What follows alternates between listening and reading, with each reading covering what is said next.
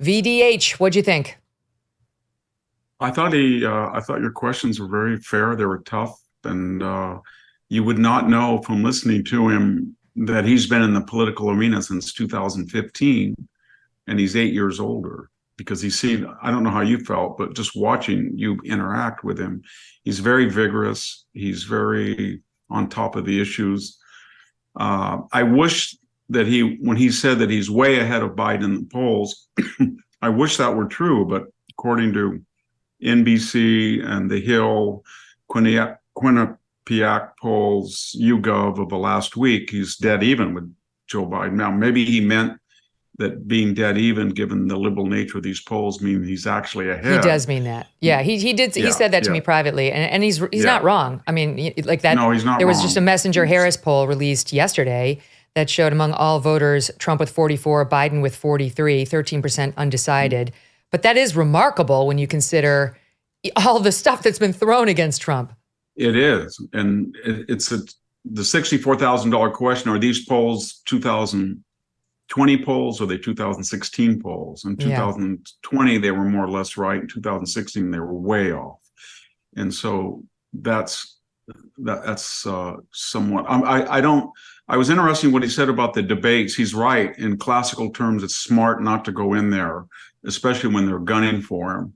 And he doesn't have control of the people who are there. And there's got a lot of people who have zero chance and shouldn't be on that debate stage, who are there only to take him down. But the problem that I see with avoiding them is, number one, to be on that stage, you have to say that you're going to endorse the eventual nominee. And by not going there, he's saying that he's not going to, and if he should lose, doesn't look like he would, but he's not going to endorse the person who wins the nomination if it's not him. And then maybe the others will not give their endorsements to him and reciprocate. But beyond that, I don't know what the strategy is on all of these debate nights, because he had a really good night with Tucker and huge ratings, maybe a rally, but there's a shelf life on all of that.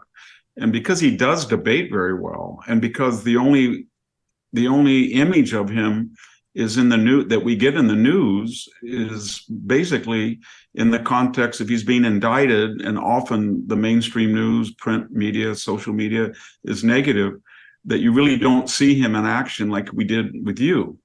And so that's a very good formula, but I don't know if he can just do a debate with Tucker, a debate with you, a debate with each person in lieu of not going onto the debate stage. It might be good at some point to remind the people that he does answer questions really well, and he's not afraid, and they can see what his ideas are, because he's ceding all of that space. I know it's classical good political strategy, but I don't know if he has an alternate scenario that gives him attention other than the courtroom, or nothing while they're debating. And so I think, well, he has a unique opportunity this time around, because he's 50, 60 points ahead. I mean, the numbers are crazy. That Quinnipiac poll, he's up 50 over DeSantis, who's the next closest with 12. He's got 62.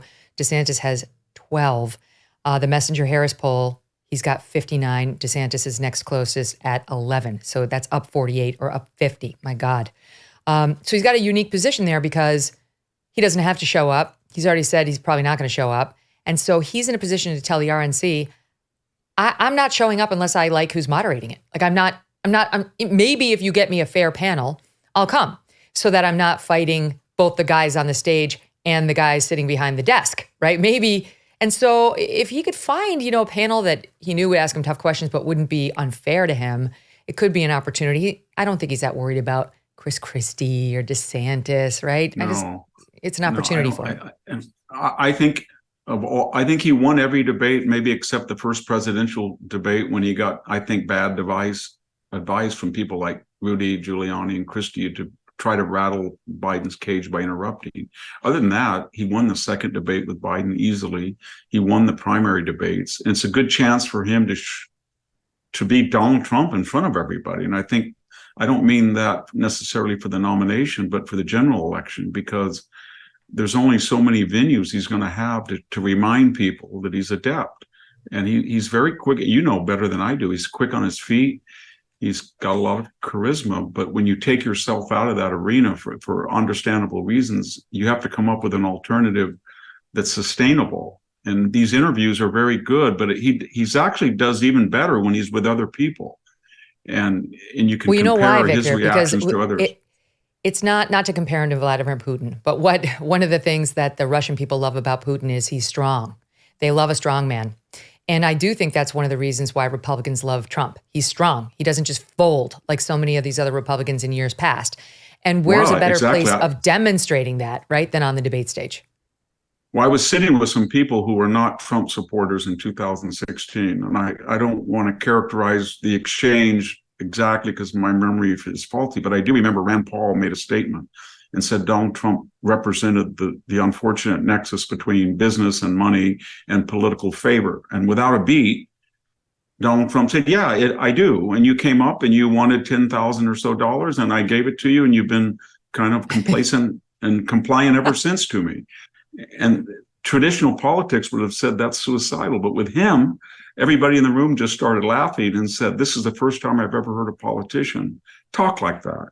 And so that I don't know if he wants to surrender that arena in the way that he's doing right now. I know he's been advised to, but I'm not sure that, because I think the other thing is he's absolutely right, of course, that these are all political. They're synchronized both with individual prosecutors are synchronized them and the campaign event year. So he's going to have gag orders, court appearances, delays all through the period. But I'm not sure that he has a strategy, or if there is a strategy, how you defeat a left-wing judge, a left-wing politicized grand jury, a left-wing actual jury, a left-wing community, a left-wing media in Atlanta, New York, Washington, Miami.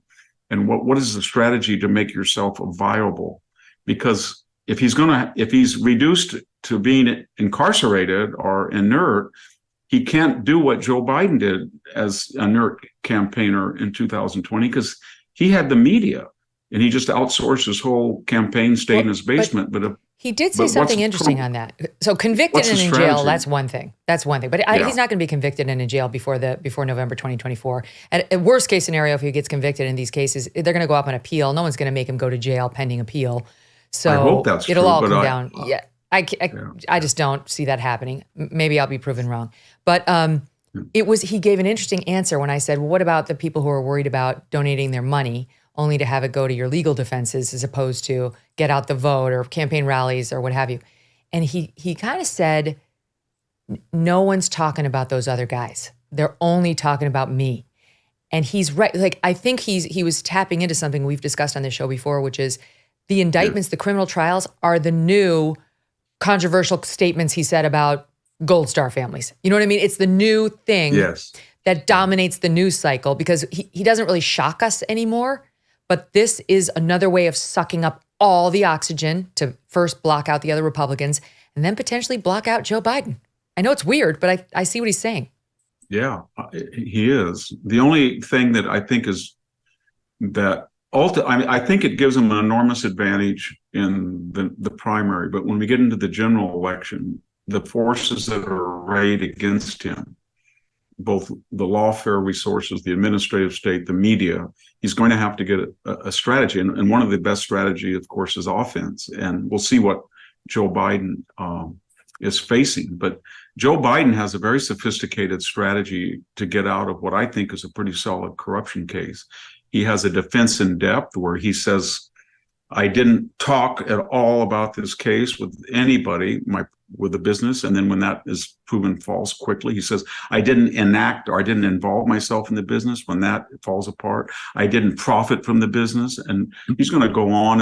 And then he's got the administrative state. I mean, we're not going to see a Jeff Sessions type of situation that appoints a Robert Mueller that happened to Trump. We're going to get a biased administrative state, and they're not going to let these 4,000 plus emails get out if they can help it, that are going to probably be incriminating with the pseudonyms. They're going to try to fight Donald Trump, and his efforts are all the way along. I'll tell you who the unsung heroes of COVID are. Of course, the frontline workers. But what about those business owners who hung in there and paid their employees? If you stayed open and paid your people, you could be eligible for up to $26,000 per employee at covidtaxrelief.org. $26,000 per employee. This is not a loan. These are government funds that you do not have to pay back.